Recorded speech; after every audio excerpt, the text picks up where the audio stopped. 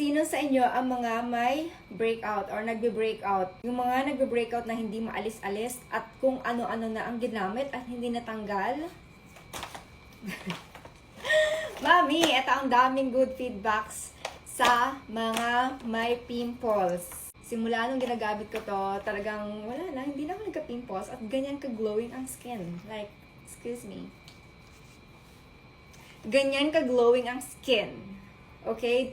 5 piraso na to. Nakalagay dito. Mami, pang regalo nyo. May live ako mamaya. Abangan nyo yung live namin ni Miss Katie Rim. Magkano lang? Nasa 180 plus lang to. 5 piraso sa live. Kasi ang lala magbagsak ng presyo ni TikTok.